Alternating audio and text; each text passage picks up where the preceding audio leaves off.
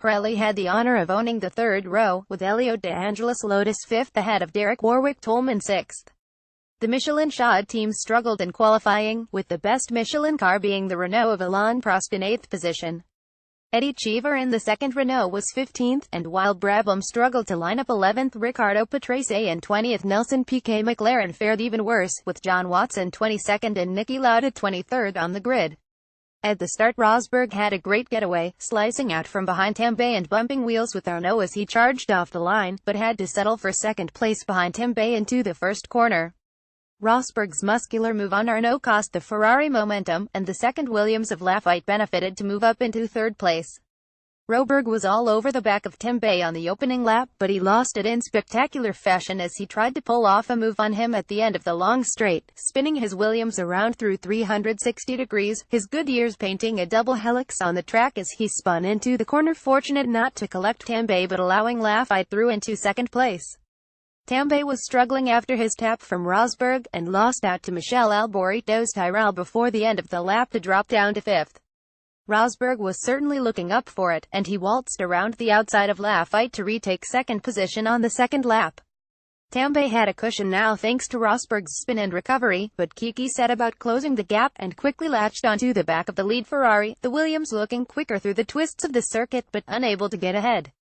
Rosberg was glued to Tambay's tail but also had Lafayette and Alboreto right behind him as was bottled up behind the Ferrari. Arnaud was struggling with his car after the contact with Rosberg off the start, and started to slip down the field, as Patrese and the Ligier of Jean-Pierre Jarier got by and closed up on the leading train. Jarier was flying at this stage, and passed Patrese for fifth on lap 20, but his next move on Alboreto ended in tears, Jarier coming late up the inside on Alboreto and nudging him deep off the track, with Patrese nipping by both. Alboreto was forced to pit to repair damage from the collision, and lost ground, while Jarier was able to keep going, catching back up to Patrese and regaining what was now fourth position. Rosberg was still trying desperately to get by Tambay, but the Ferrari had an answer for everything the Williams could throw at it. Or did it? Rosberg finally made a decisive move on lap 26. Coming into the hairpin, Rosberg shot up the inside and clobbered the Ferrari, sending it bounding into the air and retirement, with Tambay's Ferrari stranded helplessly in the middle of the hairpin as the field passed by. Rosberg was able to continue, but had to go the long way around the stricken Ferrari, and in so doing lost enough time to be passed once again by teammate Lafayette as they accelerated down the straight. Jean-Pierre Jarier was right behind Lafayette, and he clashed with Rosberg as he tried to take advantage of Rosberg's delay, with Rosberg out on the spot and Jarier retiring soon after with a broken suspension.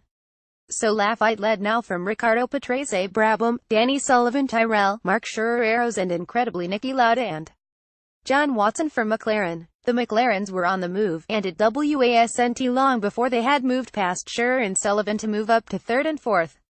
Watson had gambled on a different tire compound than Lauda, and the gamble paid off, with Watson following Lauda through before making his move on lap 33, outbraking Lauda at the end of the straight and taking third position from him, with Lauda helpless to recover. The McLarens were some 20 seconds down on Lafayette and Patrese and now set about bridging the gap to the leaders, with the McLarens now flying and bringing the gap down by around a second a lap. Patrese was pushing Lafayette hard but unable to get by, and he ran wide on lap 43, which promoted the McLarens to second and third. With the pace differential there was no way Lafayette could resist, and Watson breezed by into the lead on lap 45, outmuscling Lafayette at the end of the straight, with Lauda following through soon after. The McLarens would sail into the distance to a magical 12th finish from their lowly grid positions, Lauda dropping back from Watson as the race progressed.